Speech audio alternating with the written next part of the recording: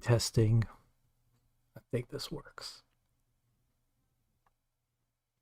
I said that we would start at 1:23, so we'll give it about just about on time. But I wanted to set up early to, just get everything good, make sure it works and everything. And it's looking good so far. I don't know if anybody's here yet, but I guess we'll see. Okay.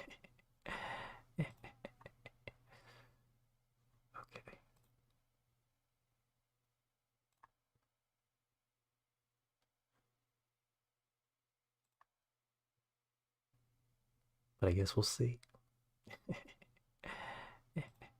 Looks like 10 people are here. Welcome. We're going to be dicking around for the next 20-ish minutes. So, I don't know, sit back and relax and enjoy, I guess.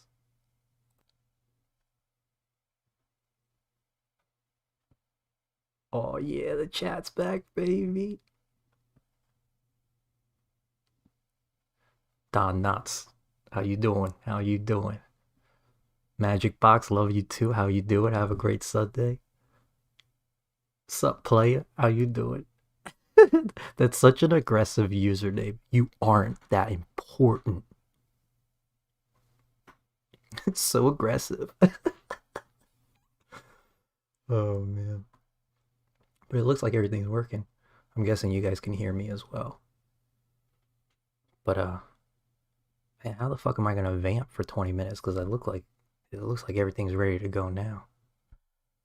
But I guess if any of you guys have immediate questions right now, I guess it would be a good time to bring that up. But just so everybody knows, it's 1:03 right now, and we'll get started in 20 minutes, just right on the dot, because I said 1:23 would start. So if anybody has some just immediate questions, I guess, we're going to try to go over basically everything that we can since, when was my last stream? About 2 months ago. I think it was October 12th or something like that. It was right after the warrants were distributed. We got our free money, but then we lost the top.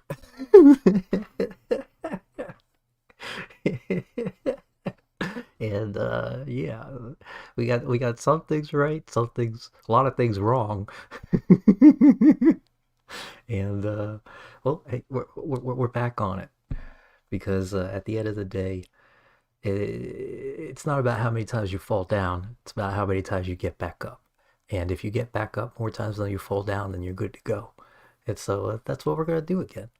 um, as always, I try to uh, make it very clear that I'm not hyping things or unhyping things for the sake of hyping or unhyping.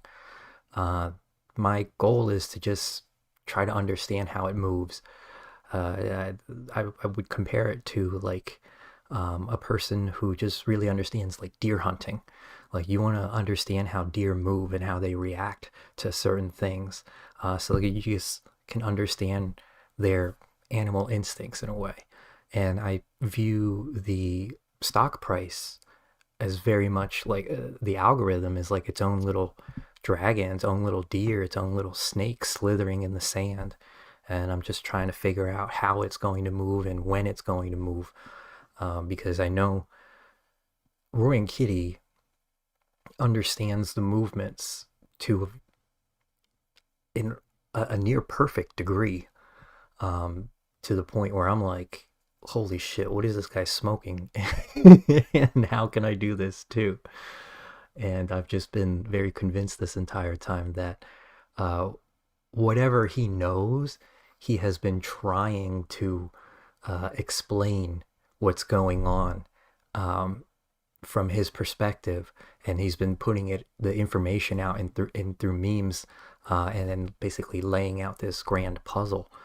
And I guess one of the questions that somebody would have is, why not just outright and say it? And I think with that logic, uh, if you were to understand how the world's money machine moved, if you were to just outright say it, especially um, with the following that he has and with the uh, amount of people that will listen to what he says, um, I think that it would be very dangerous for him as basically like being a whistleblower, because he would, if he were to tell us outright what the fuck is going on, I have no doubt that the powers in charge would come after him in a big way. They already went after him back in 2021, but they found that he did nothing wrong and he was let go of everything of wrongdoing. So I would imagine that he just wants to be chill and live a comfortable life and not have to worry and look over his shoulder every time he goes outside. And so he can't be blamed for revealing the puzzle or revealing the contents of the puzzle if somebody else reveals it, if somebody else figures it out. So for whatever retarded degree I am, I've been trying to figure it out and just talk it through the process with everybody. Um, yeah, I guess that was a little bit of a spiel. Uh, but Ramon, how you doing? Happy Sunday to you. Word historian. Oh shit, here we go again. Yeah, yeah, baby. I don't know how many more streams I'm gonna do. Um, like in general, but I think this is probably gonna be my last stream for a little while. Because once I explain what's going on for what I think is going to be the price action for the next couple of months, I'm pretty sure it's going to be, we're going to have a little up over these next couple of weeks, but then once we hit that peak, it's going to be a couple of months of fucking hell again. So during those months, I'm going to be taking a short hiatus again. I don't know if you guys have noticed, but I always take a hiatus when I think that the price is going to go down for a while. And I've been very accurate when it comes to that. And so the last time I called that we were going down, I finally figured it out, like back in February, that we still had a couple months to go of downs. Once I realized that the January MOASS was not happening, I was like, okay, I got to pivot. So from February to basically like late April, my calls were on point. And so, and then after I realized that May was also not MOASS, I had a feeling that we would have to take a couple of months again. And then I've very accurately called the bottom back in April slash the beginning of this or beginning of September, but I did not realize that that was just bottom number one, and that we would go even lower, and then we went even lower back in November. so that was like, oh shit.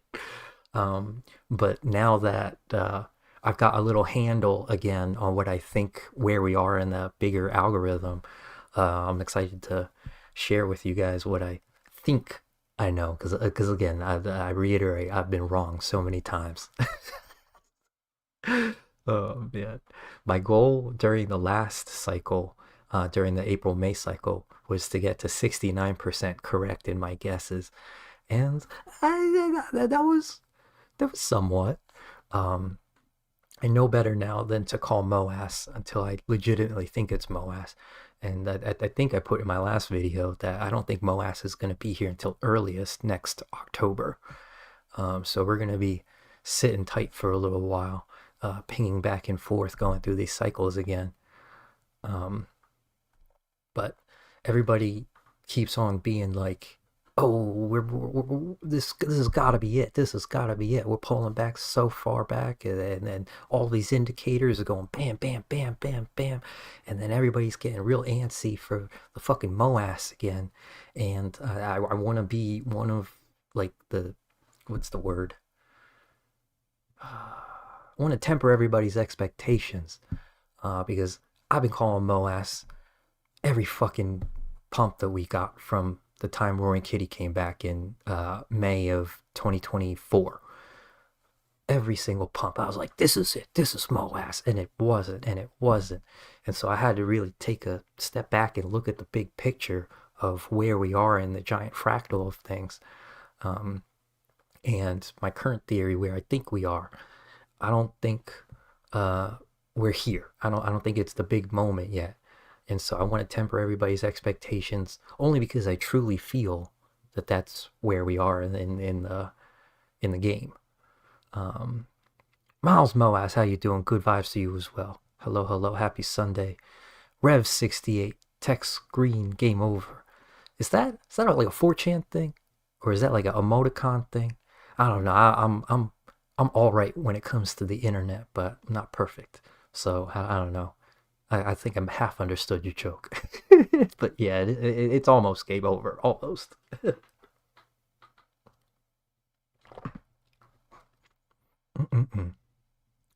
Damn, we still got 10 minutes of vamping. What the hell? Here, let's do this. I'm gonna fuck it. Let's just start, because by the time we actually start getting into the information, it'll probably be about that time. So, I called today's video the Waterslide because I think that's what's going to happen for the next couple of months going into the end of April and into May. It's going to be a water slide. It's going to be painful. I don't know if you guys have seen It's Always Sunny in Philadelphia, the water park episode, but of all the episodes, that is by far my favorite episode. I think it's so fucking funny. It's worth a watch. I think it's like in season 10 or 11 or something like that. But every single setup that they have in that episode is just incredible. And then here comes the finale at the end. But basically all you need to know, the main thing you need to know is that this water slide hasn't been opened yet. And so for a water slide to work, you need water going down it so that you can eliminate the friction from your body. So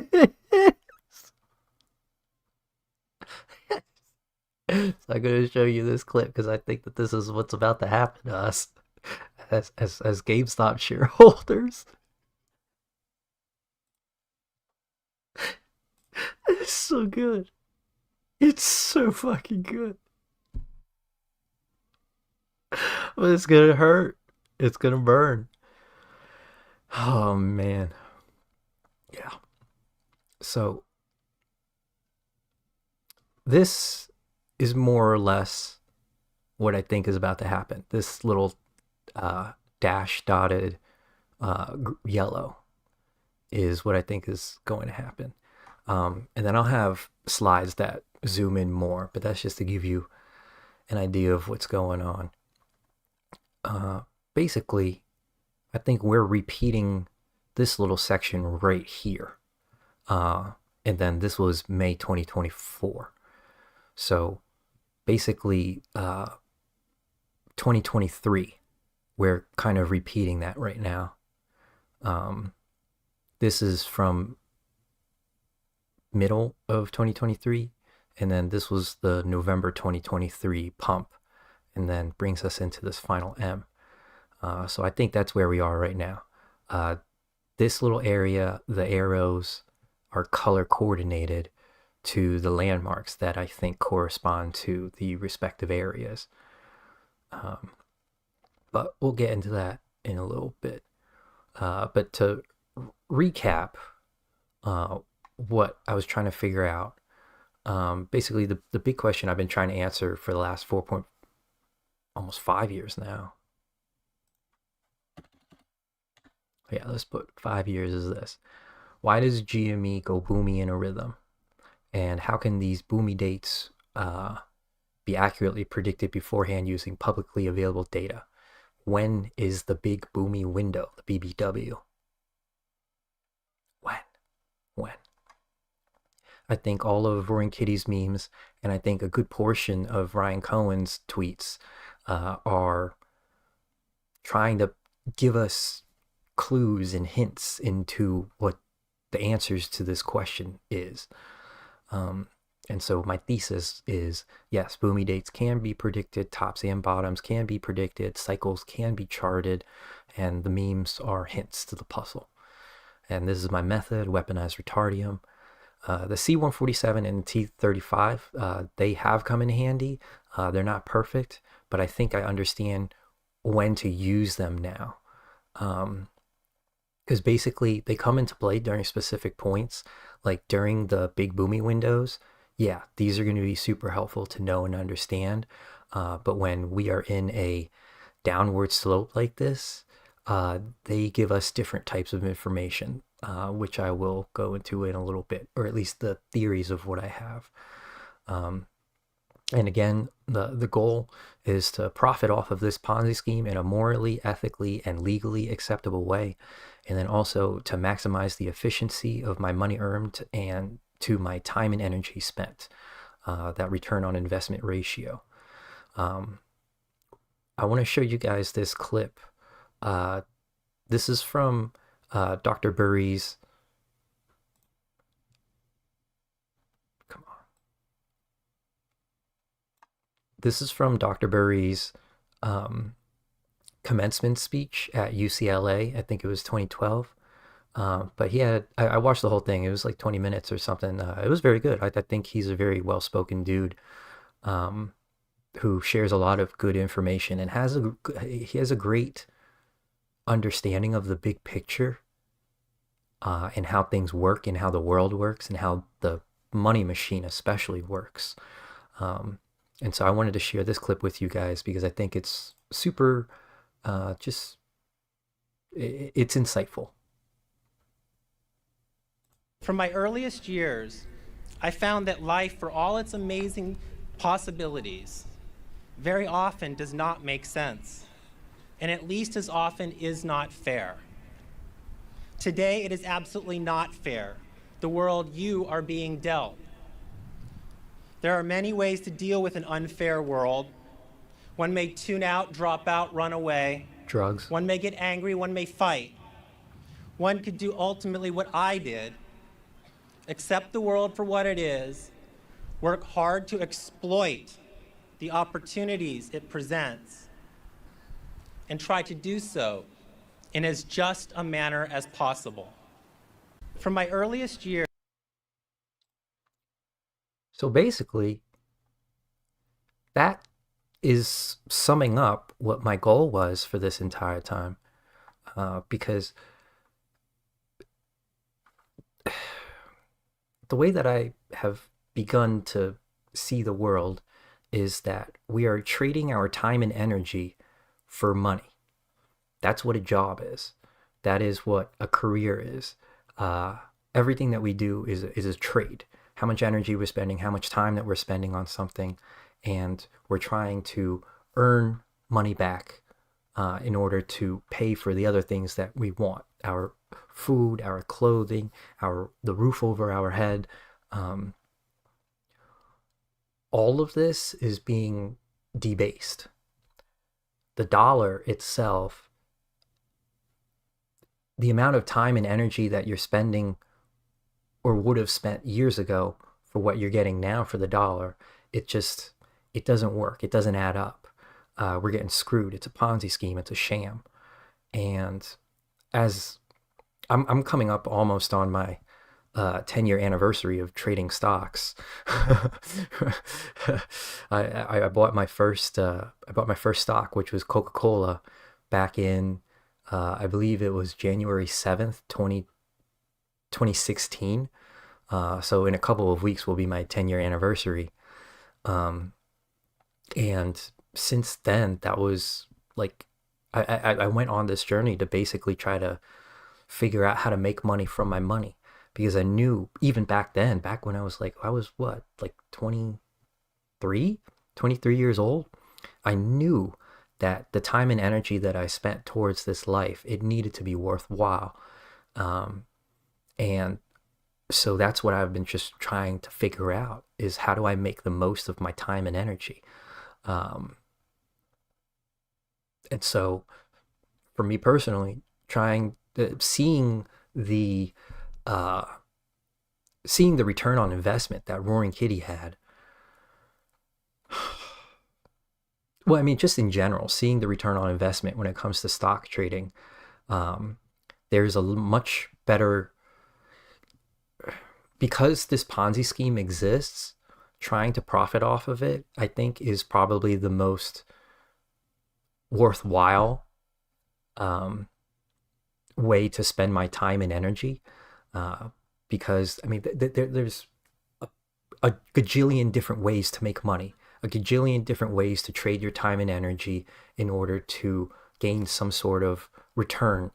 Um, and for most things in this life, they are very physical and they require a very large payment of your body and your spirit.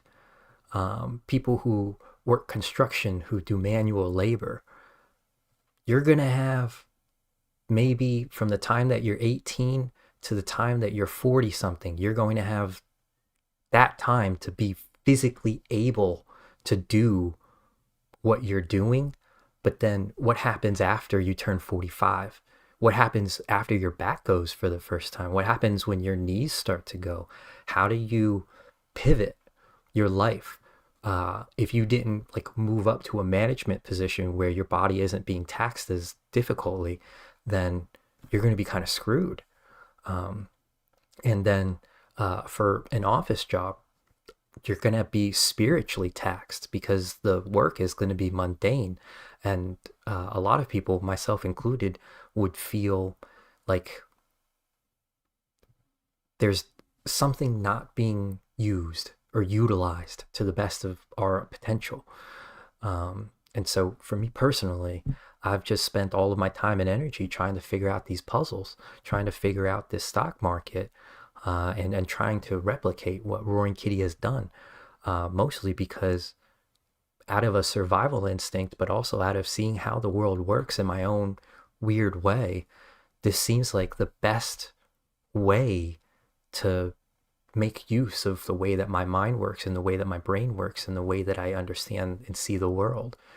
I think the financial industry as a whole is a giant parasite. The only reason it exists is to make money off of the suffering and the work of everybody else in the world.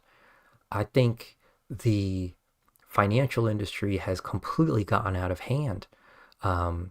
It basically just needs to be like a place where we keep our money, like a bank or something like that, like a place where we can keep our money safe so we don't have to keep it all of our gold in one hoard at home. But it has become so much more than that.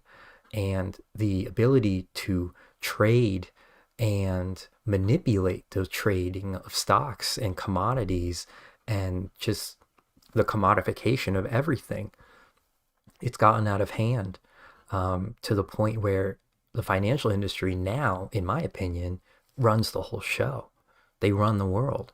They run our politics. They run and own the media, and they're in charge of everything. And what are they producing? Nothing. They're just a giant parasite. And so trying to figure out how this parasite works and capitalizing on it, I think is just the best use of my time and energy. But it's 1:26, nice. But I want to show you guys this clip, so because basically this is my philosophy for doing all this stuff. I'm having fun. Don't know what I'm doing, but I'm having fun. Yeah. That's basically what's going on. I don't know what I'm doing, but I'm having fun.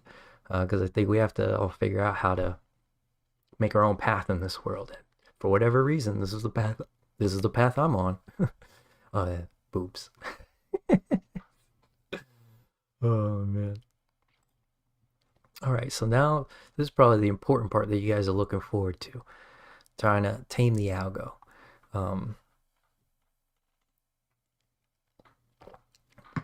I'm basically going to compare the algorithm to bull riding, because I think a lot of people keep being like, oh, your guesses aren't right. Why do you keep guessing? Why do you keep making predictions? Why do you keep doing that stuff?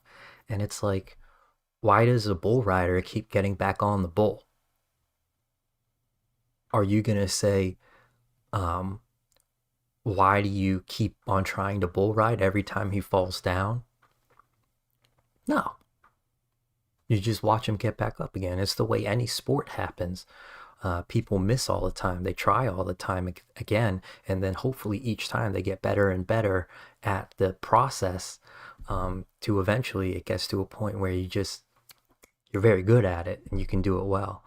I'm still not at that point yet where I can say that I'm doing it well, where I'm trading stocks to to a degree where I feel confident in my ability 100%. And I'm consistently making money. No, I haven't gotten there yet. So to all of you guys who are looking for some financial advice from a guru or something like that, that ain't me, dog. I'm fucking retarded, bro. All I have is good vibes and memes. I'm very good at memes. um, yeah, just chasing the ride. Exactly. For the love of the game. That's why I do it. But yeah, for me, an important part of this GME saga is just trying to figuring out the rhythm of the algo, and then pinpointing these price movements that RoaringKitty and Ryan Cohen have expertly made their trades by timing the bottom. Because remember, RoaringKitty bought his stuff during both bottoms of last year, and then Ryan Cohen bought the bottom of this year back in April. So they're doing these things because they know what's going on, because they understand the algorithm. And then so for Ryan Cohen especially, I think when people get mad at him for doing dilutions or for not giving out better information or better forward guidance or something like that, I think he's being very careful about when he chooses to release this stuff. He is playing it according to where we are in the algorithm. Basically, whenever we do a dilution, it's not Ryan Cohen who is doing the dilution and then the stock goes down. It is, in my opinion, the stock was always about to go down no matter what, and Ryan Cohen is just capitalizing on the moment and protecting shareholders by doing the dilution, so that instead of I got too many things here. Sorry. Let me just draw this for you guys. But basically, this was the last April going into May, this last run up that we had. And then we had the giant June 12th, what are those called? Not the dilution, but the fuck are they called? Damn, I'm fucking blanking.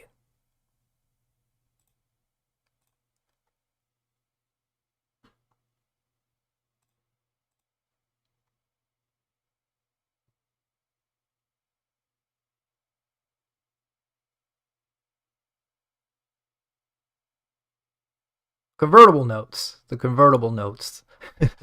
Sorry, I had to figure out what they were. Forgot the name of them.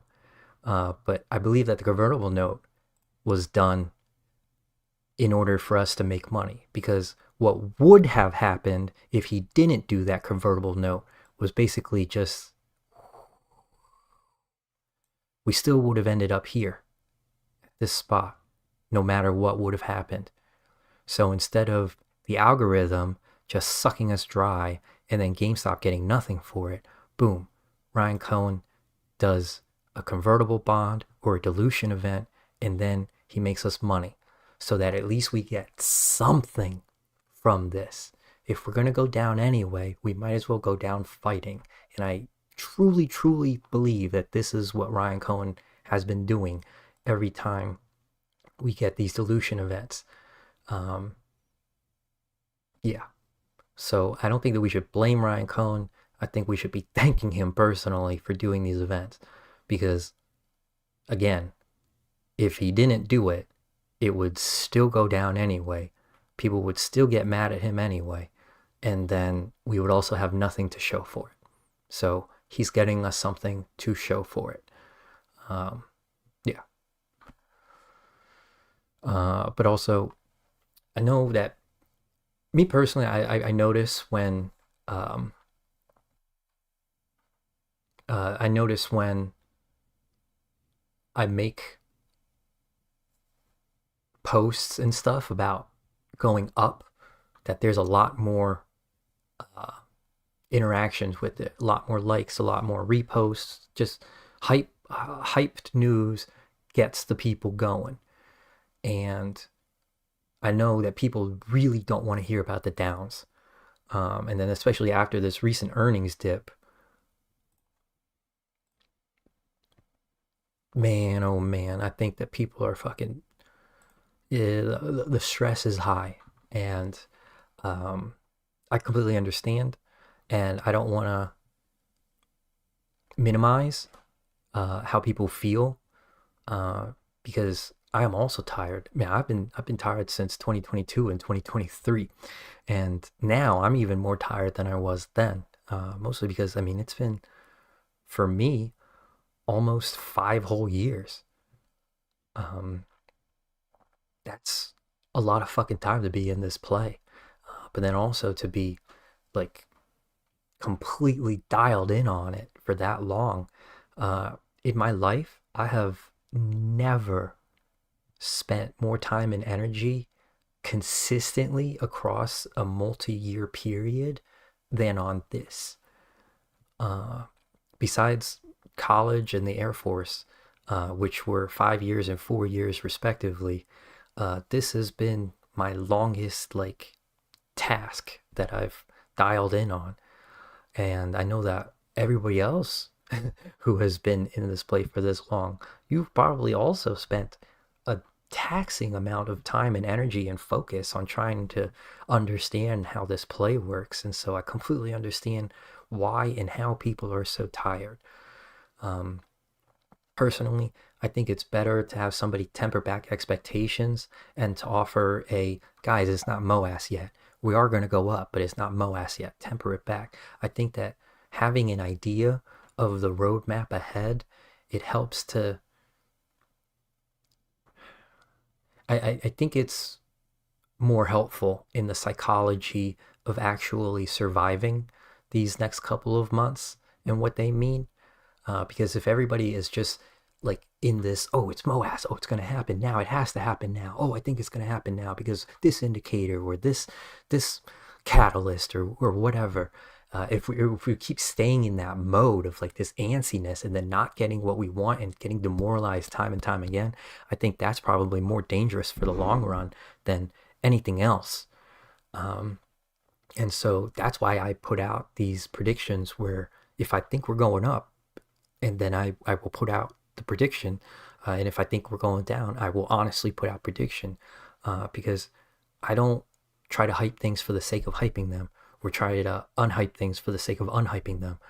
I am very stoic when it comes to the price, because you can make profit from both sides of the coin, and that's actually something that I've started doing. Just to be real with you guys, I've started selling covered calls, weekly covered calls, and then monthly covered calls, just to play around with it and see how it works. And I've had a good amount of success with it, where I know, oh, this is actually like worthwhile to learn, because one of the big things that I've also taught me is, how does the other side think when somebody is selling a call? Because if you're buying a call and just holding it and going long, there's a certain psychology when it comes to playing that side of the game. But then when you're selling a call and hoping that it goes down in price over time, that's a different psychology as well. And so trying to understand both sides of that coin has been an eye-opening experience for me. I wish that I would have started selling covered calls earlier, but a big part of me didn't want to sell more shares, But then back in June, I had to sell a bunch of shares just to make rent. So it was like, well, fuck, I got here to this point anyway. So it was like, shit, I could have tried to figure it out a different way. And so for the people who are have been very adamant about not selling covered calls and being completely just buy and hold, listen, if that's the if that's the play that you want to have, then hey, all the power to you. I'm not going to tell you your play is a bad play, or if it's not a bad play. All I'm saying is that there's money to be made on playing both sides of the coin. And if you have a good amount of shares, like 100 plus shares, like 200 or 300 plus shares, and you don't mind risking some of them, selling covered calls could be a way for you to bring your cost basis down. Because say your cost basis right now is at $21 a share and you've got 100 shares, basically you paid $2,100, $2,100 total. But if you sell a covered call for, and then you get $100 from that, and then that covered call either expires worthless or you buy it back for half its cost, well, then now you've made money and you've effectively lowered your cost basis, making money from the shares that you have.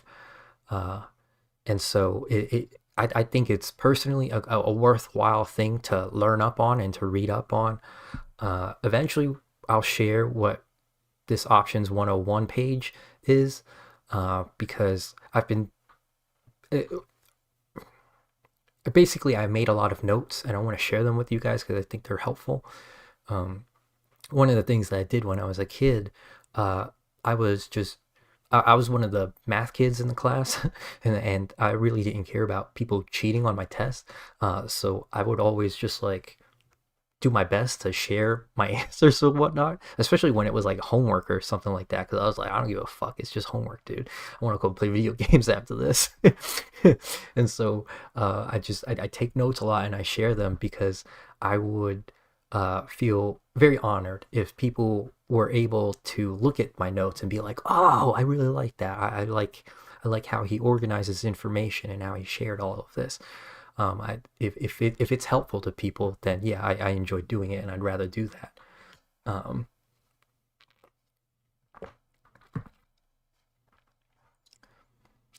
Ricky Bobby says, follow the algorithm. That's how you know when it's going to drop or go up. Yeah, the problem is trying to figure out what the algorithm is and what it looks like, and what the bigger fractal shape is and whatnot. Everybody has their different idea of what it looks like, and so I'm gonna give you my own theory in a little bit. Benji Bonsai, how you doing, my man? Carl and the Pink Man, yeah. I mean, I'm always on the lookout for memes and stuff like that, and I always just pick up little memes here that other people have made, and then I make my own one. Oh man. But yeah, basically, I want everybody to get out of the mindset of it's happening right now. It's MOASS time. It's go time. Mostly because I really do not believe it's go time, and I believe that once we're able to take a step back and chill for a little bit, and buckle up and get prepared for the next couple of months of the Waterslide, I think that's going to be way more helpful in everybody's psychology moving forward than anything else. There are some people out there who are saying it's MOASS time, or we're about to have a big movement, and I hope that they're right, and I hope that I'm wrong. But personally, I do not see that happening. So let's get into what I think is about to happen. So again, this was the picture from earlier. Oh, I gotta turn the brightness up on my screen because the sun's coming out more. I don't know if it snowed for anybody else, but December 11th, last Thursday, was it? Yeah, December 11th, last Thursday. That was the first snow that we had in New York. But then the snow that came in last night was the first one that actually like stuck on there. So it's very pretty outside right now. Yeah. Lots of snow, lots of white powdery goodness. Yeah. But it is also very cold. Rev, covered calls is what got me from being down 90% to being 3 times my investment now. Yeah. I think that's honestly the safe move, because we have these little windows where it goes up, but then the majority of the time it's actually going down. And so basically, if you're selling covered calls, the main thing that you are betting on is the price not moving that much. Because what happens every day for a call is you eliminate theta. It's eating away at that time value. And when you sell a covered call, you're getting the opposite. Like that time value that's getting eaten away, that's actually good for you. That means that you're getting a return on your investment. And so trying to see like the movement of that beast, the both sides of the coin, it has been such a fascinating process. But I personally right now, like I am selling cover calls, but only because I've been selling cover calls for like the past month. And I have a rhythm down. But I think we're about to go up soon. And so I'm going to be waiting to like, I'll get there in a little bit. This is a zoomed in.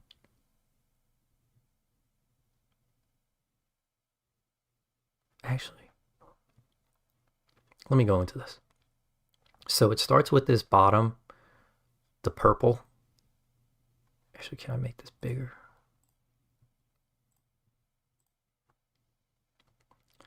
So it starts at this purple bottom, and then it's going to meet us 3 times. I call this the M formation.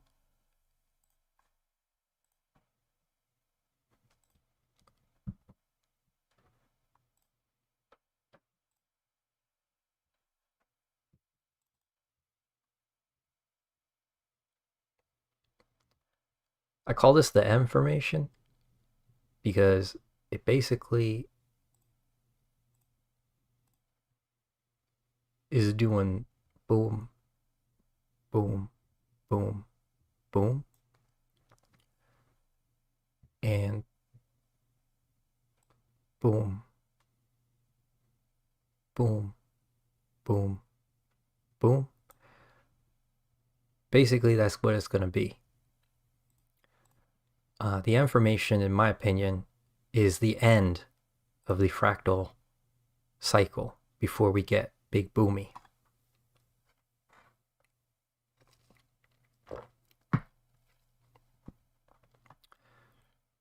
And so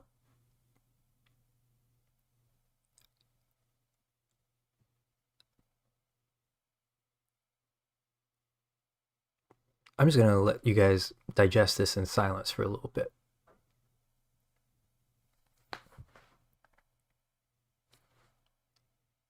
Oh, go back up here. Compare and contrast these two. The 3 bottoms, the purple, those are the M bottoms.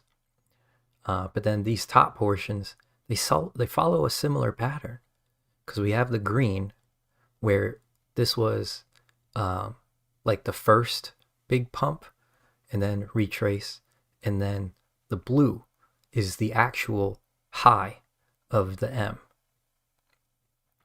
And then it goes down for a little bit, but then there's a small pump, which is the light blue right there. And then it'll go down into the middle part of the M, the second bottom. But then here's the interesting part. This red and orange are a little funky like area where it's just a lot of movement, both up and down. And so you see red is lower than orange. Orange is the actual peak, and orange is a double peak, which is why there's another M in there. And then after orange is a volatility vacuum, which is right there. And then yellow is going to be the last peak before the final plunge. I believe yellow is going to be March earnings.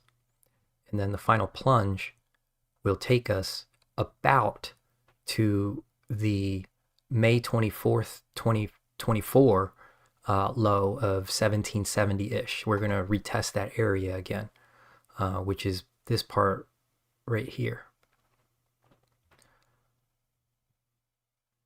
Do I have the gaps?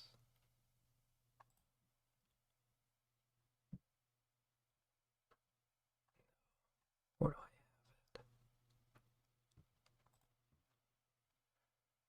have it? Okay. So this gap was open. Oh wait, no, it's still open now. Yeah, from 510 to 524, we gapped from 1746 to 1770. So that gap is still open, and I think that gap is probably going to be this low. That's when it's going to get closed.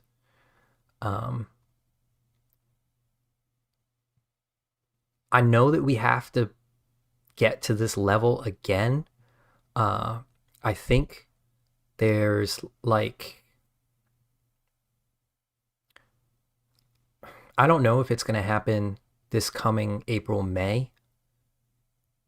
But if it doesn't happen then I would guess that it happens in August slash like Labor Day weekend in September. We have to close out this area before we can move on to the next fractal stage.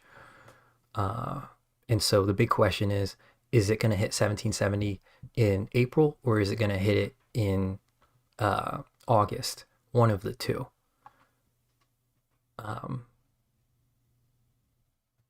Yeah.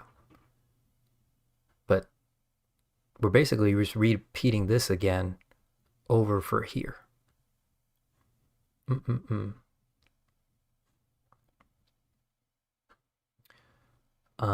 But whenever we do hit 1770, I think, well, actually, according to my calculations, I don't know how to,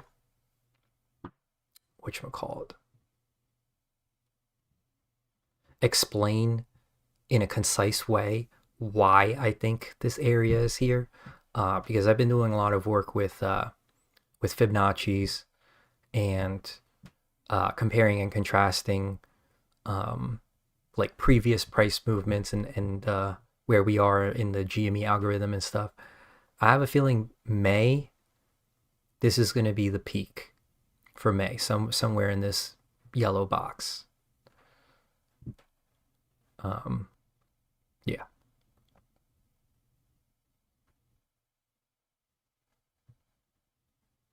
And then these are just more close-ups. This is the current max pain. As you can see, max pain is going down for the next couple of months.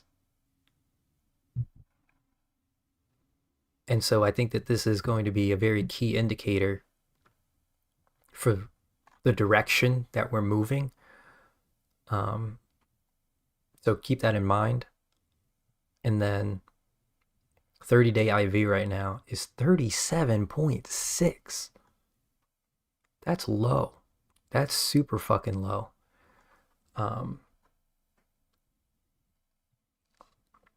It's just crazy. It's crazy. Now to the part that I'm sure everybody's been waiting for. Hype dates. Because again, I've been trying to figure out on a minute scale where the fuck we are down to the day. I would love to know. I made this prediction at the end of last month. I didn't share it because I needed to see the movement so far. And so I was very happy that that I was more or less right with my predictions. So the earnings top, which was right before earnings, was $24 exactly, I think. We had that peak where it was just like popped up out of fucking nowhere. And then we're going to have a mid-December retrace, which is what we're currently in right now, going to about 21, maybe down to like 2050, but it'll probably be closer to like 2060 something, 2070 something. But the magnet zone, what I'm calling it, is the zone where we're trying to converge at when this little portion is done. I think it's going to be about 21. And then I do think, I'm guessing the 17th, this Wednesday, is going to be the bottom of this current movement before we go back up to 24 to 26, somewhere around there. I think it'll be 1217. Something interesting that I would like to bring to your attention. So the last top that we had was on, oh shit. The last top that we had was on 10-2, right before the warrants got distributed. And magically, 36 trading days from then was the bottom, Friday, 11/21. I had been, in my last video, I revealed that I thought that there's some kind of dance that happens between the tops and the bottoms and T35 and C147. And I mean, I won't lie to you, this I was more or less expecting, but this whole downward movement caught me by surprise. And so this entire time, I knew that I just had to shut up and not make any more predictions until I could get a grasp on where the fuck we were, because I didn't want to hype things for the sake of hyping them, and I didn't want to give false hope if I didn't know. And so I tried to refrain for the most part from making more predictions. And for the most part, I was good.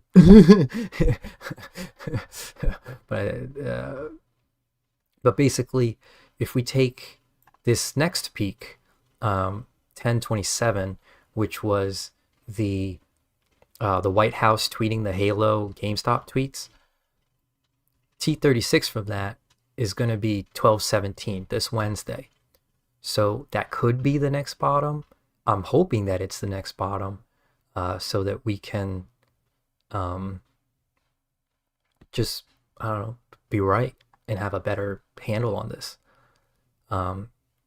So between the 16th and the 17th, I think that's going to be the next bottom before we move up to 24 to 25, to 24 to 26. And again, going back to the M,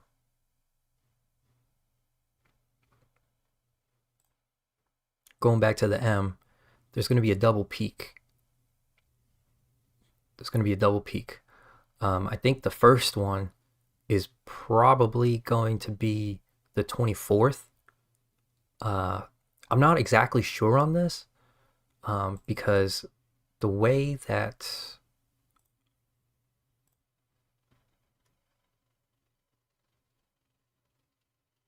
hold on, I gotta pull this up because I think it's going to be more helpful.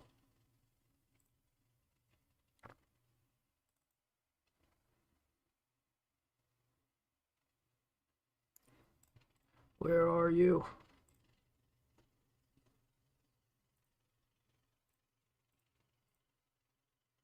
Where'd you go?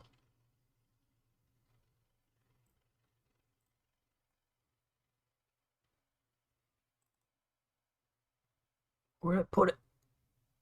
Oh, that's annoying. I don't know where I placed it.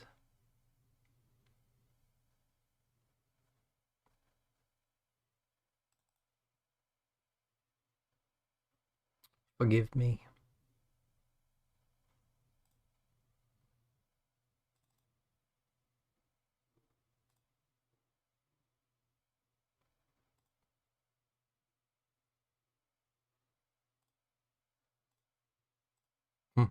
Yeah, I don't know where I put it. Now I don't remember what I was trying to say. Damn. Oh. Let's go back to the beginning of this year.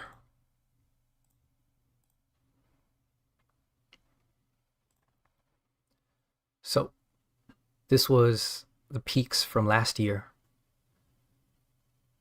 We see that Thursday, the 26th of December, was peak 1.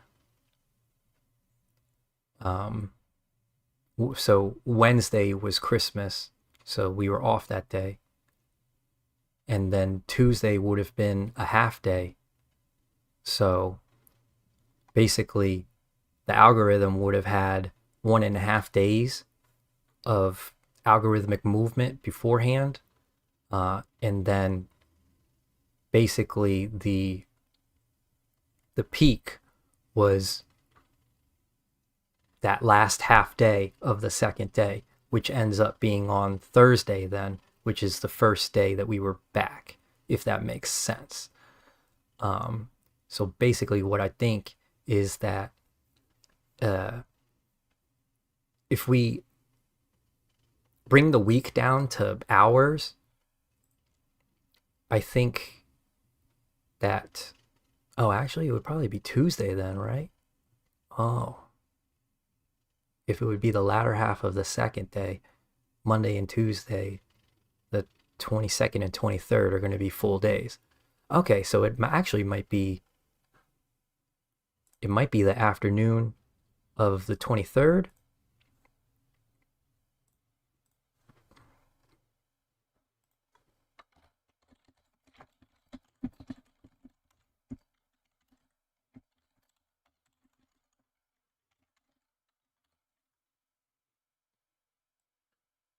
Boom.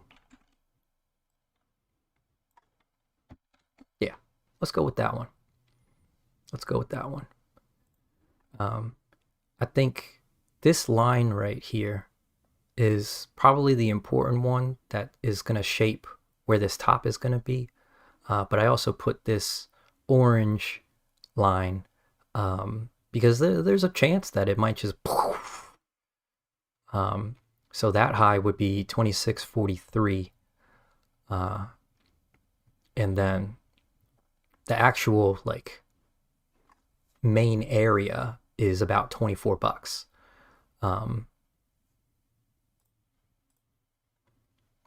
Yeah, so I think in terms of where the peak is going to be, I have it 50% chance for 24 something, 25% chance for 25 to 26, and then a 10% chance for 35 plus if we are super lucky. And then comes a pullback. And then that pullback is basically just going to be, if the peak is right here, then the pullback is going to be all of this, and then the next peak will probably be the 6th. That's my guess. Because again, if we look here, the second peak that the double peak that we had last year, or the beginning of this year, was Tuesday the 7th in the afternoon. And so I think we're going to have a repeat of that. And so I'm guessing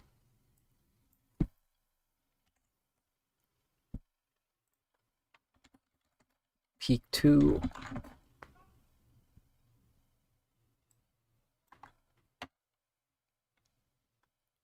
Yeah. And peak 1 and peak 2, their prices will be more or less similar. So basically, if we get peak 1 the week of Christmas,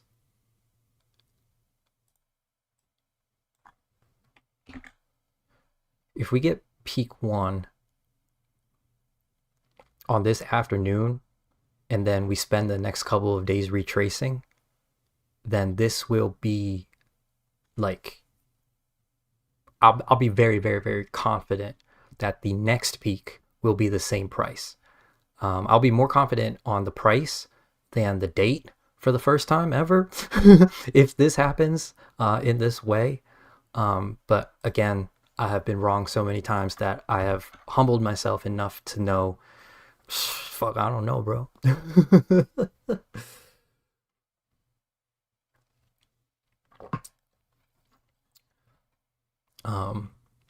But yeah, let me check on the chat real quick because I feel like we went over a lot right there.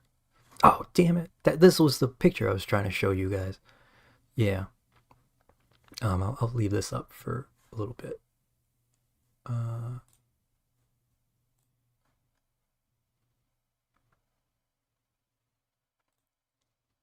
Okay. Actually, let's make it bigger for you guys.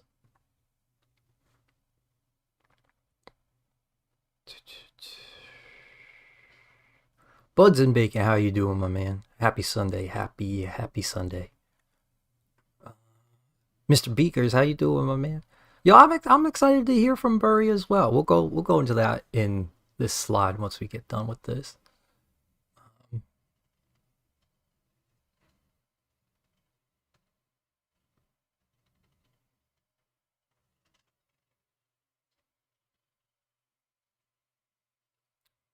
Ricky Bobby, you looking at 27 for May and June?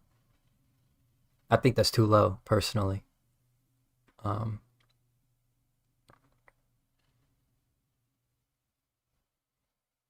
For You Aren't That Important, I love listening to Jackie. I think that he has great insight. I don't like the drama that always seems to follow him and that he brings everywhere with him. But in terms of like understanding GME, I watch him because he offers a lot of great information. And just in general, with all of the different talking heads that we have in this play, I try to take a little bit from everybody. There are very few people that I just like dismiss completely. I don't want to go into names because I think that's probably rude, and I have really no place to like say anything, I guess. But I try to take a little bit from what everybody puts out, because there's a lot of good insight going around and a lot of different people having different ideas. And me personally, I try to be as open-minded as I can about everybody and what they bring to the table, and I try not to put anybody down for anything that they add to the picture, even if I disagree. Because if I disagree or whatever, I'm just like, okay, whatever. Like I put it off to the side and I don't give it a second's thought. But Jackie gives out great insight. I think he does a really great job of teaching a lot of stuff as well, because he actually goes into the indicators that he talks about, and I think he's a great resource, to be honest with you. So yeah, I like Jackie a lot, and I agree with what he was saying for the next couple of months as well. He said something about March being the next movement, and I agree with that. I think that March is going to have another MOASS, a mother of all farts, but then April is going to be the next bottom. And I don't know if that's going to go all the way to 1770, but that's going to be the price that I look for on these next movements that are happening.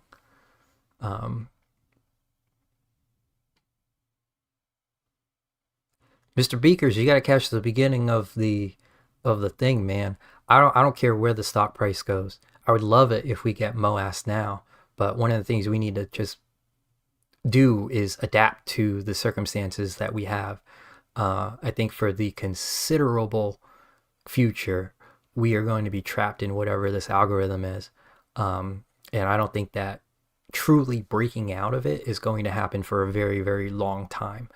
And so I think we need to adapt and start trading the chart as we see it, instead of getting disappointed when it doesn't go as high as we want it to.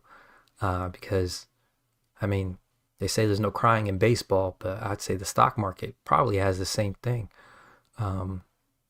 So we just, I urge everybody to adapt what your thesis is and how you trade if you have been waiting for MOASS and not getting MOASS, because I think we're going to be waiting for MOASS for a little while still. So if you don't adapt, then I don't know, you got to figure out a different way to make peace with what's going on, to adapt to the situation that we have.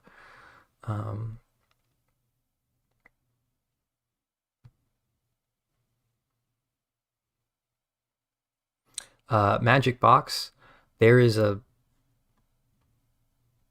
where did I put it? I'll go into it in a little bit. What I think the overall shape of the fractal looks like. I'm still working on the delivery of how I present the information, so bear with me. It's very rough right now. But yeah, basically this is the peak that I see happening soon. It's going to be a repeat of the timing of last year's peak. Basically, we're going to get something the week of Christmas, and then we're going to get something the week after New Year's. So that's my belief right now. And then after that, we're just going to go down until April. So for me personally, whatever happens on Tuesday 1/6, I'm probably going to be selling like April covered calls. Yeah,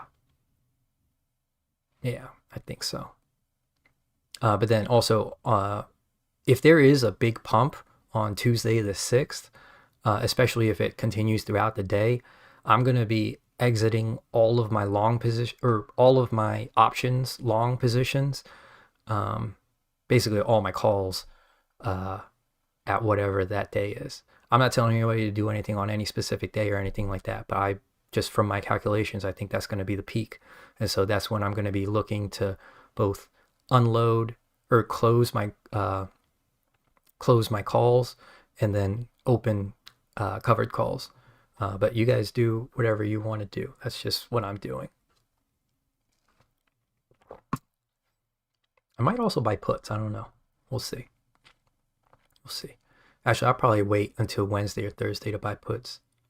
Yeah, wait till the IV is slowed down a little bit, because the day after the peak, you see it slows down, and then there's boom. And I think it was the next week that we finally, man, we had so much hype for 109, and then that was the day that of Jimmy Carter's funeral. So then we didn't have a market day. It was closed for everything, which was crazy. But this is just whatchamacallit, like current guesses right now. But I think 109 is going to be big red. I think that's Friday. And then OPEX for 116, that's going to be fucked. We're going to be back around this area right here at 21 something. I think there's going to be, I think this portion right here where the volatility slows down and we start a more gradual slope downward, I think that's going to be January 26th, I think, whatever that Monday is. Yeah. But it's not a bottom. It's like where volatility slows down. And basically we have a sideways hellscape until March earnings, and then small MOASS. Actually, let's just copy it, bring it down here.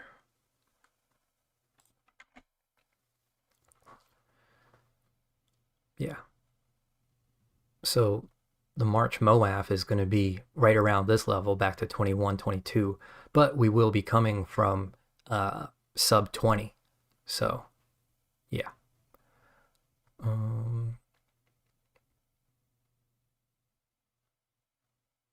Oh, actually, this makes a lot more sense. Yeah, I think it's more likely that the April bottom is around 1873, and then the August bottom is around 1770.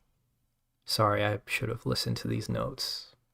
I make too many notes all over the place, and I always forget where they are. Because, I mean, this is just one document for today's stream. Stuff that I've been compiling for the last 2 months plus. And then this is my document for the entire year. So it's just a lot of stuff all over the place. I try to organize it as much as I can, but it's just fucking all over the place. It's hard to do. Yeah. Nah, you don't need to look at that right now. But the plan, I'm starting to play both sides, so I always come out on top. If they want to steal my theta, then I will join them on one side of it. I think it's so ridiculous. Oh, this game.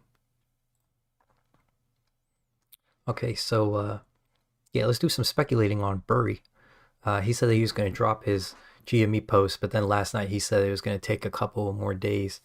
But basically, the things I'm looking forward to seeing is, will he go into the company's financials? Is he going to talk about GME during the time that he was invested, and or what the current setup looks like? Because even if he says that he went into the financials and the short positions back when he was in, having him go through it and share his findings, that's going to be super helpful as well. But it would be even more helpful if he goes into the current setup. I would love to see him go into the numbers and shit. And then will he share any other correspondence that he had between RoaringKitty and Ryan Cohen? I would love to know if he had like full-on conversations with them and stuff like that. And then also, if you guys remember, there was one of his emails that said that it was forwarded out.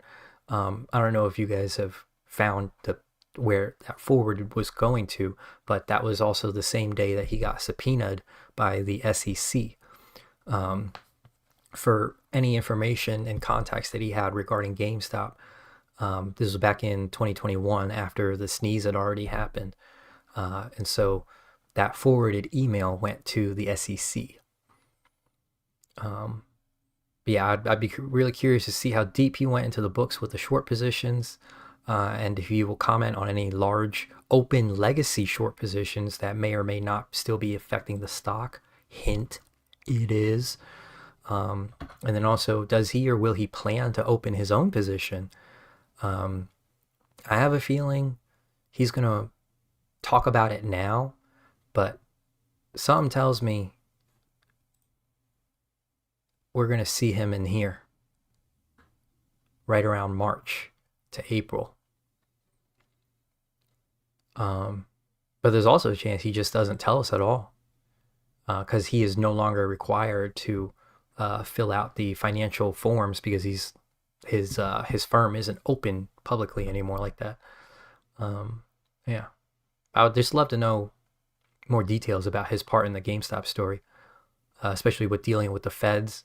But I have a feeling he'll probably play it smart, and we probably won't get anything too juicy when it comes to that. Yeah, but my big thing, I want him to go into the numbers and have him tell us if he currently thinks it's a good investment or not, and then also go into detail of what he thinks needs to be improved, because the last time he gave those ideas, they were very helpful, and they led to the squeeze that we saw.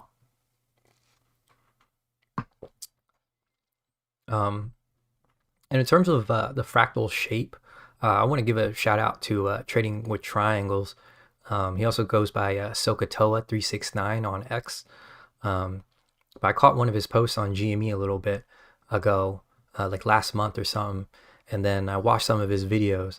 And while I don't completely agree with him, I agree on a lot that he's talking about, especially when it comes to the shape of the fractal and what it looks like.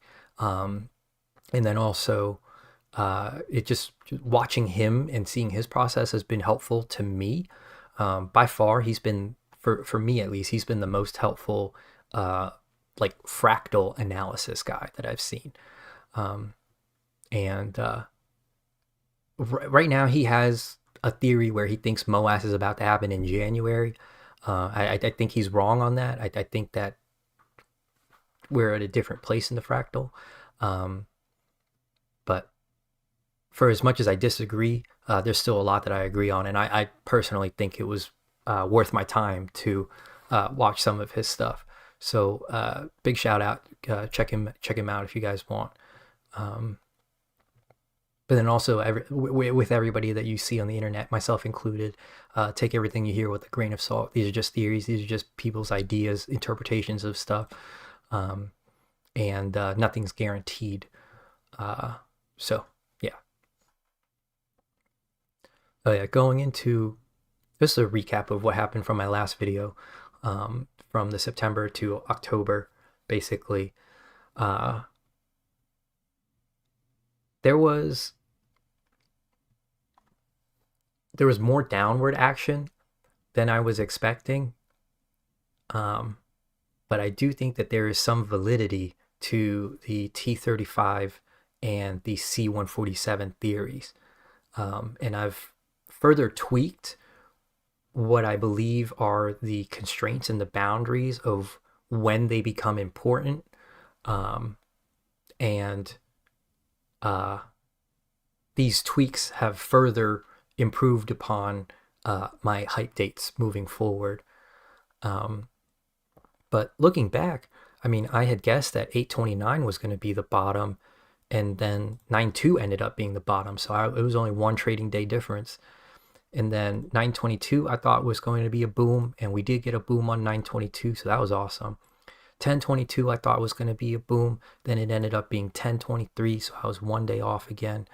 And then I thought 1031 was going to be another boom, but it ended up being 1027, which was the day that the White House had tweeted, which to me, I think that these like weekly spans, I think that there is a certain amount of price action that can happen when the algorithm picks up a lot of internet interactions from people, because that was the day that the White House had tweeted on the Halo stuff.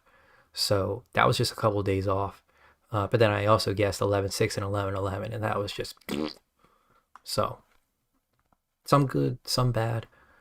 But then one of the interesting things was that October 2nd, I think I already went over this with you guys, but I'll repeat it because it bears repeating. The top, October 2nd, plus T36, that ended up being the bottom on 11.24. So if you guys remember from my last video, I was talking about how there's some kind of trade that happens, like some kind of ping-ponging back and forth between the top and the bottom. Like the top will mark the next bottom, and then the bottom might mark the next top, something along those lines. Obviously, it also has to fall within where we are in this greater pattern. But once you have this basic shape and can like accurately pinpoint it, then I think that being able to do these T35 and C147 is going to be really helpful for nailing down the specific days when it comes down to it. We're still a couple of months away from this whole shebang, so I'll wait to do those calculations later. But from my last video, I think there was a lot of stuff that can be improved upon and learned from, and I didn't want to throw out completely everything, so that was good to know. We're learning and we're getting better. And then also these algo keywords, I forget his username, let me pull that up. Long setting, he had a great post on how the Aladdin algorithm corresponds to keywords and basically internet hype. So worth checking out. And then following up on 3.33y, I think that it completed on May 28th, 2025. That was the day that we got the Bitcoin announcement. But just in case he is still using that key for future dates, his Bed Bath & Beyond, at least her cart is full. The 3.33y for that is coming up, or it was this past Friday. Obviously, nothing really happened that Friday, but I think it's still interesting. But then the next one is Ryan Cohen buys all stocks. The 3.33y for that is going to be 518, which is going to be right smack dab in the hot zone for the next pump. So I have that as a hype date currently, but we'll see. having theory. We'll go into that in a different time because I'm not ready to reveal that just yet. The weekly MACD, though, this is interesting.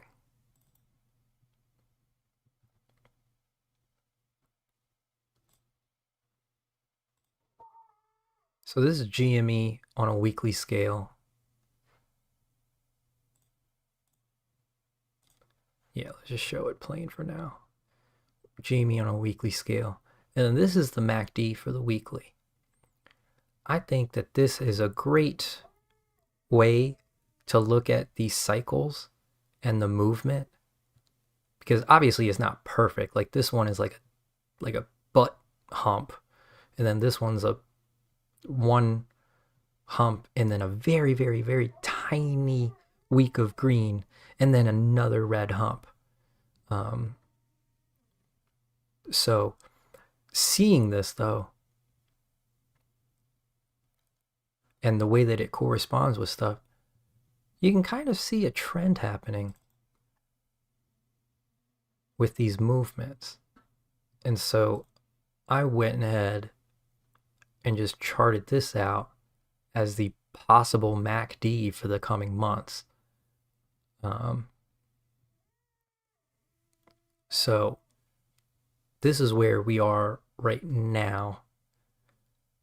It looks like we're about to go back into the red again, to be honest with you. But there is a chance that we bring the MACD up into this little corner right here, and then that's still going to be the start of a bigger pinging movement throughout the next couple of months. Yeah, I don't know. I'll follow up on this in the next video that I do, probably in, I don't know, April or March or some shit. A couple months from now, just to see how it went. But I think everybody should just take a look at this. But realistically, MACD should probably end up right around here. So a low or high since this whole year, basically. Yeah. But it's possible we go to here. If we do go to here, then the price is going to be much higher than the 26 that I had originally guessed. But that is also, I don't know, it's a possibility.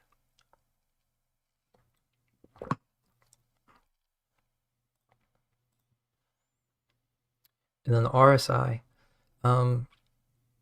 region formal, Mr.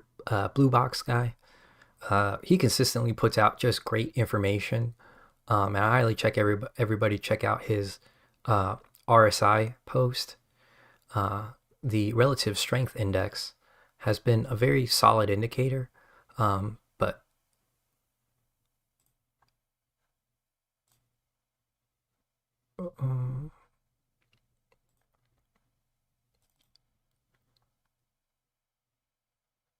looking at it now, it looks like it's still going down in a down pattern.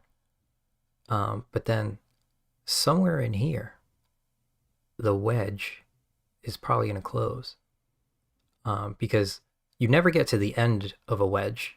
It always closes like 3/4 the way, or like 80% of the way or something like that.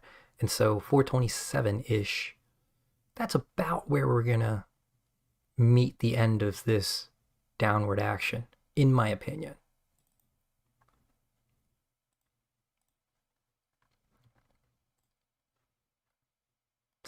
So now we're going to go into the anatomy of the algo.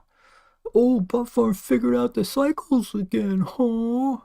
Yeah, that's me making fun of myself for all the times I've been wrong. So,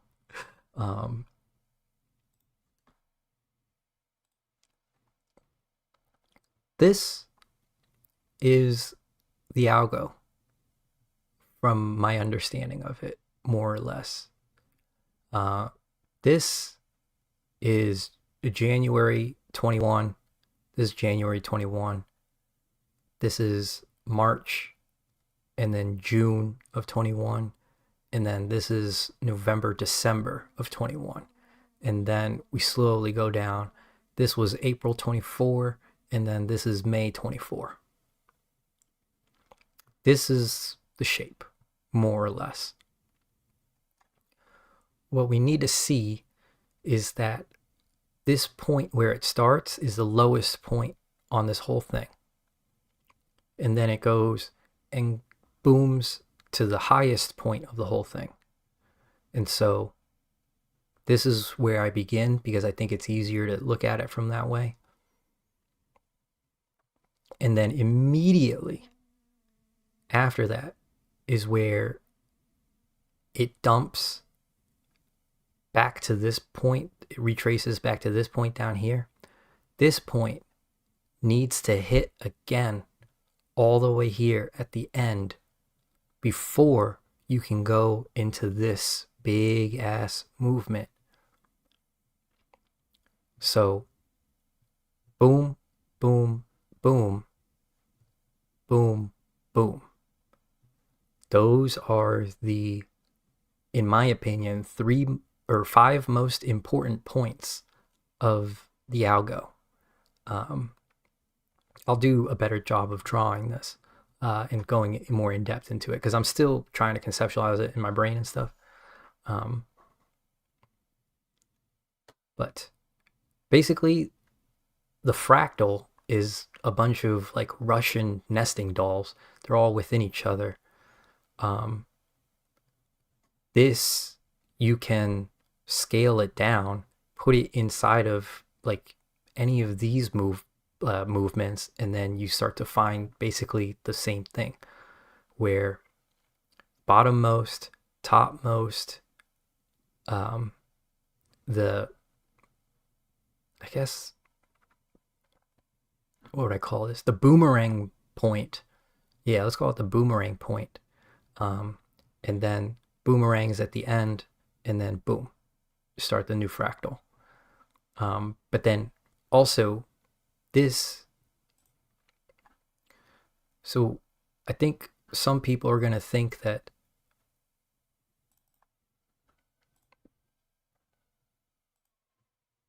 they're going to think that this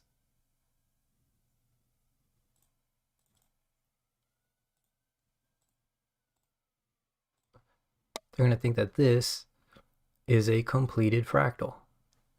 And I'm going to say no, or like that's the completed biggest fractal. And I'm going to say no, I think the biggest fractal is actually like years. This thing is massive. Something like that probably. So this point right here where it's like $5, we have to hit that again at some point, probably in like 2030 or some shit. Excuse me. But from basically like February into, yeah, February into April of last year, that was the first of a three-peat. So basically, we're going to have this, but then we're going to have this, which is a smaller version of this. And then right at the end, there's going to be an even smaller one before we finally, something along those lines. Yeah, I think that's probably the best way that I can explain it.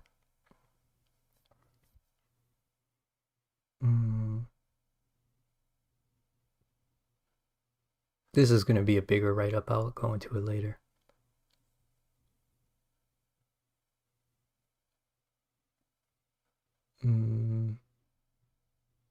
Oh.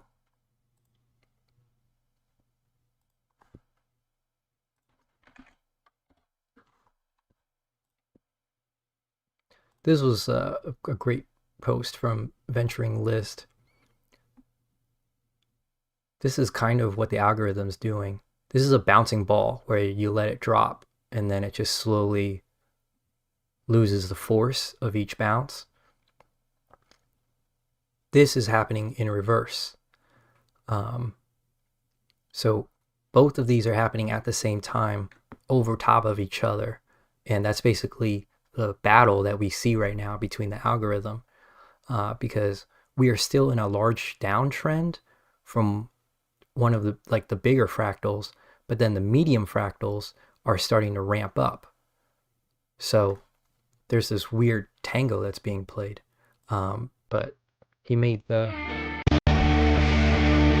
comparison to this.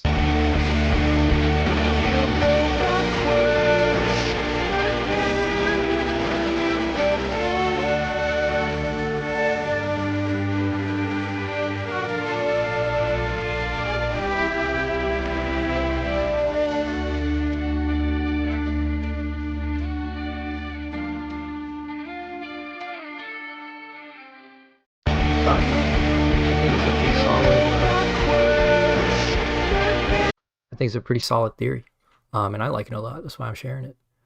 Oh, but then also with you have to have dropped it.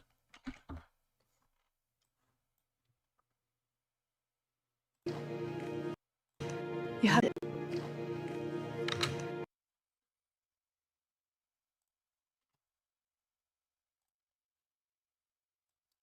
Yeah, so I think that those comparisons are really great. And then so now, part of the reason why the algorithm moves in this way is what I would want to call weaponized financial psychology. This is the main stages of a bubble. This is how the people playing the other side, the big wigs who have all of the money, enough to change the flow of money within the world, this is how they fuck all of us. So when it comes to the fractal that I'm talking about, this part right here, this is the beginning of it. And then the despair is the rest of it.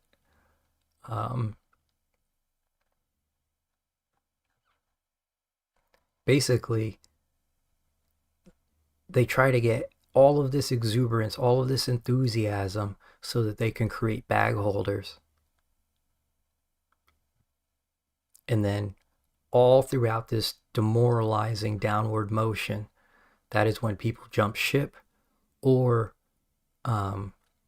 they just average down. But either way, none of them are selling out because they can't make, or none of them are making a profit. And so that's what the algo tries to do, is play our psychology against us. And this is just another take on that. And so I've had to,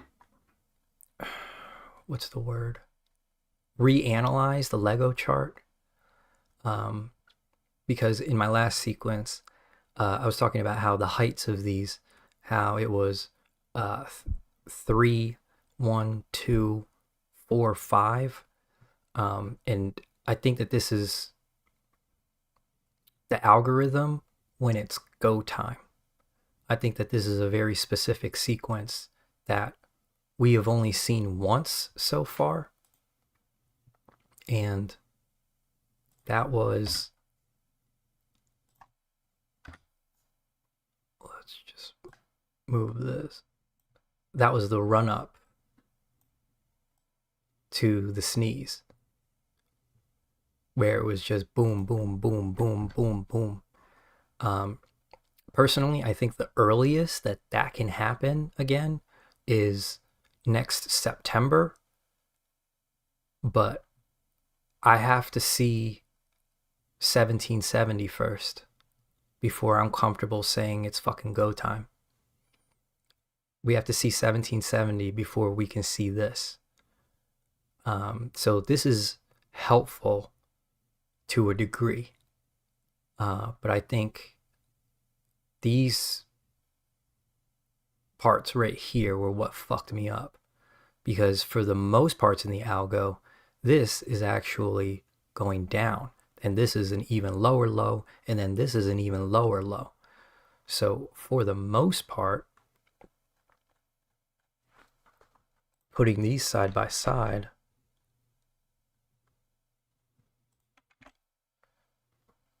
is a much different story.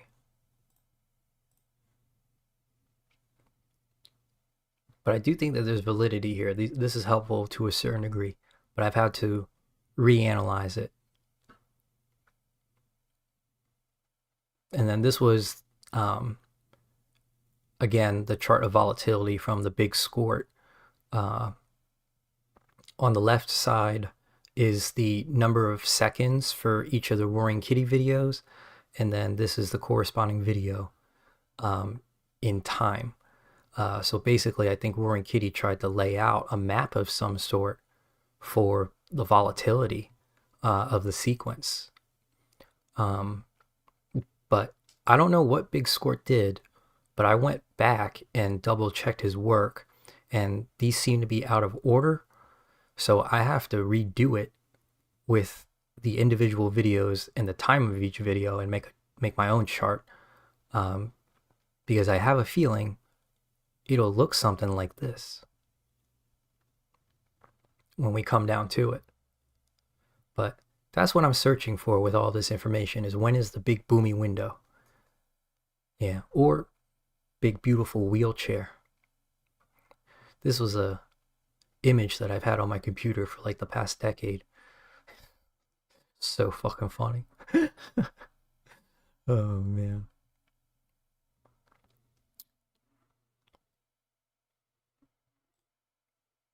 Do I need to go over this? Because this is just different ways of conceptualizing what the algo is.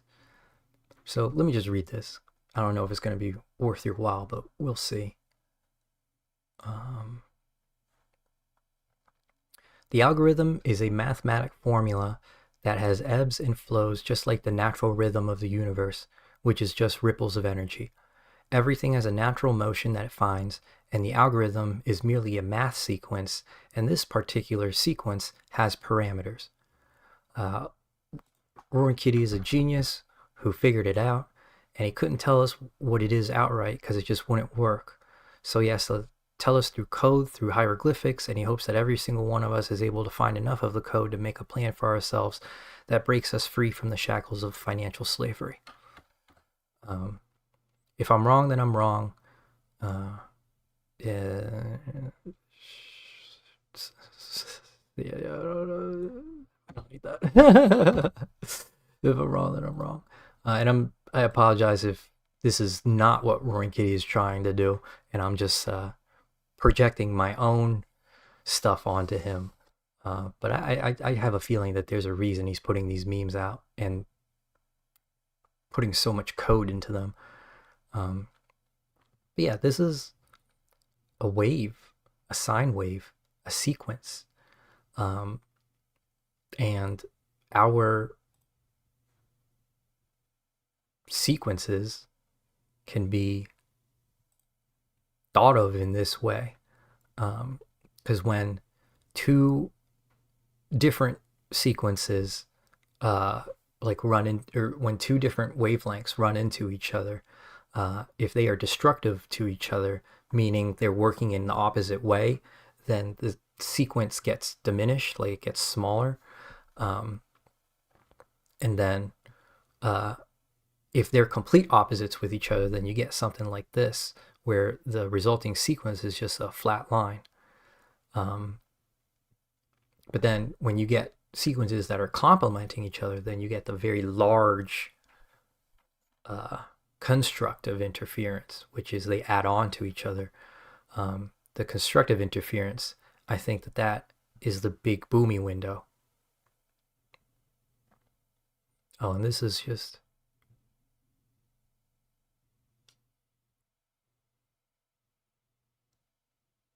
yeah, GME price doesn't move on fundamentals at all. Yeah, the algo just uses these events as major pivot points in the price action, especially earnings. earnings is used as a volatility event for it to like basically go down what it needs to go down or move up what it needs to move up. Um, mm-hmm.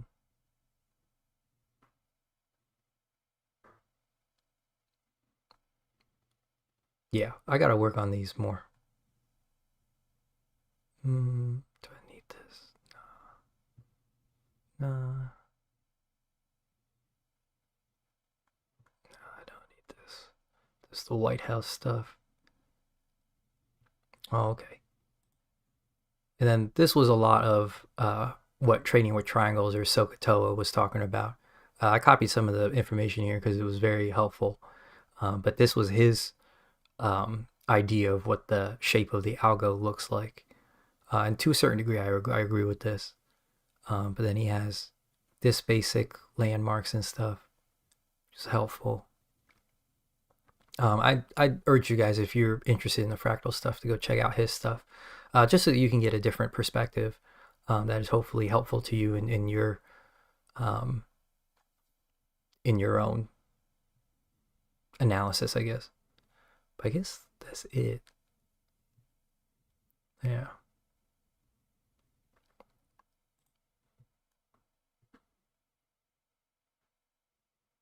Nah, I don't really want to get into the mind of RoaringKitty right now. We'll save this for later. Yeah, I don't need this. Tape forensics.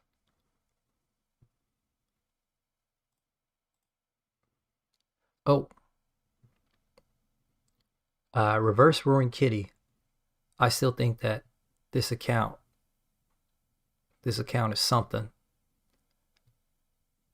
Because the tinfoil that it put out, it correctly named the top months later after it happened. And it named 1/7 as the top.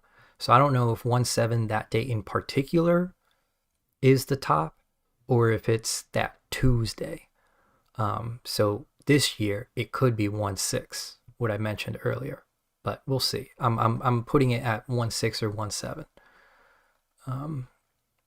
Yeah, it was just this one in particular with the 12:15 a.m., which means that it would be 5/12 at 1 p.m.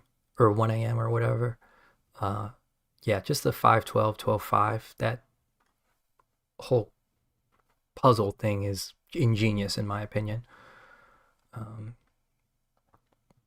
Yeah, we're almost coming up on the 1 year anniversary of RoaringKitty's previous post. Yeah. One of the things that I researched in was the amount of time that it takes in the video.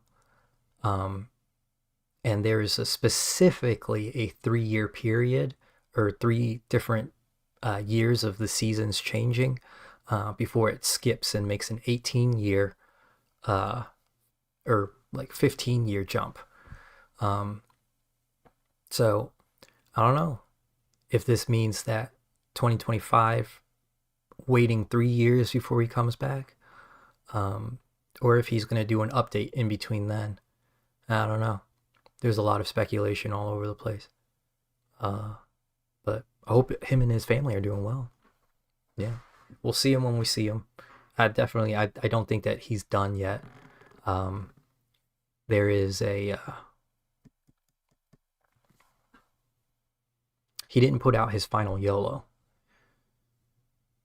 so I don't think that he sold any of his shares in between this time that we've seen him.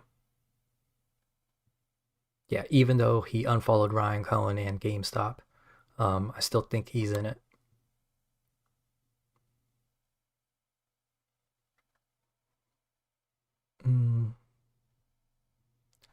We can go over this stuff later, because the next couple of months are going to be down.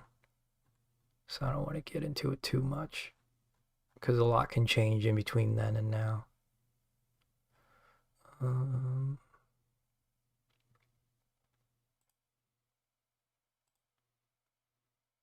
What's in the box? Is my dick in a box? End joke.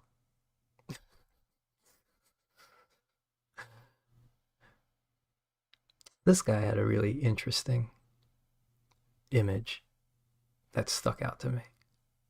I don't know.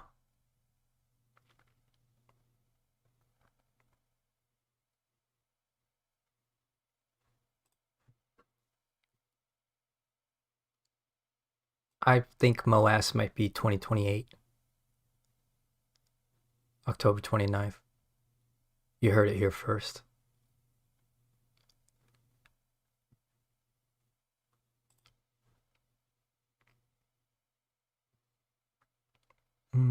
There's a lot of stuff in here.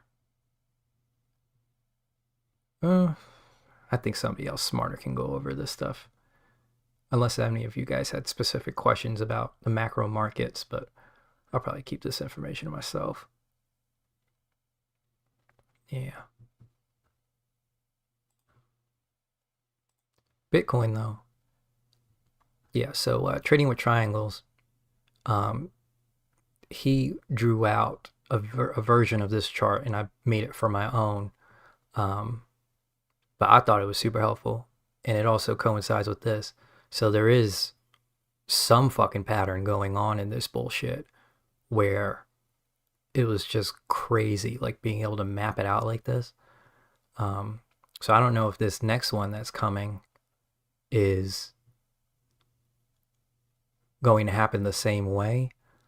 But if this chart continues, then we're going to continue going down on Bitcoin.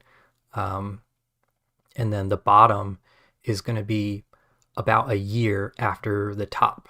The top of this year was on October 6th. So about October 5th or 6th of next year should be the new bottom before we start going into a multi-year bull run. And then if this bottom to top timeline is similar for the last two times, then we should be looking at September 29th or September 2029 as the next top for Bitcoin. I don't know. Have a good one, Miles. Take care, my buddy. Thank you for joining.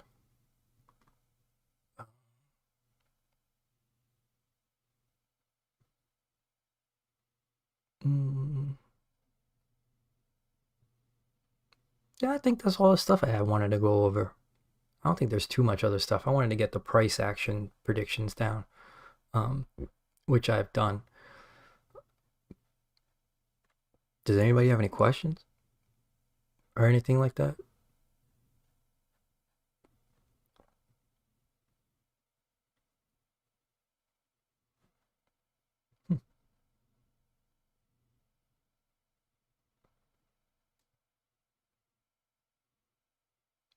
Trying to think if there's anything else I wanted to mention.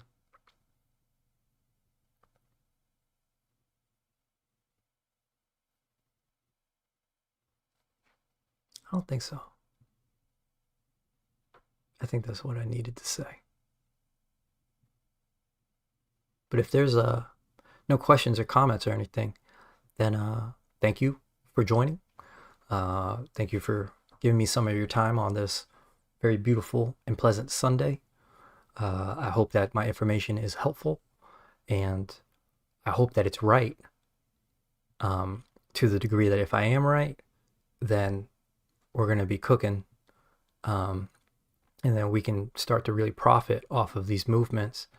But I also hope I'm wrong, and that it truly is time for fucking MOASS.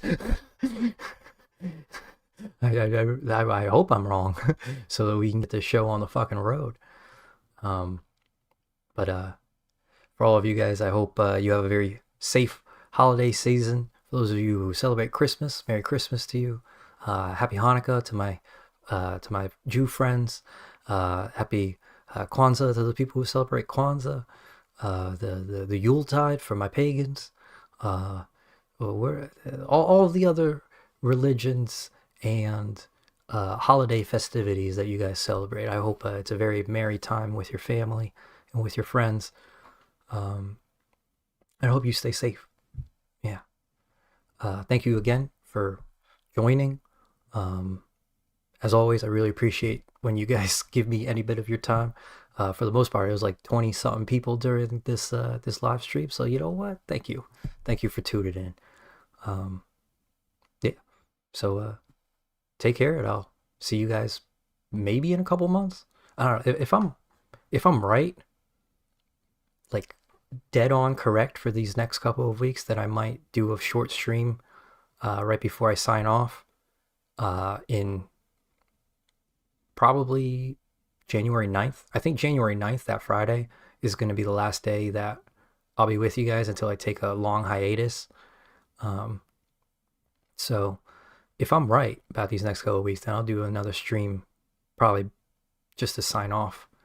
But if not, then I'll probably see you guys in a couple of months. But yeah, either way, take care. Love you all.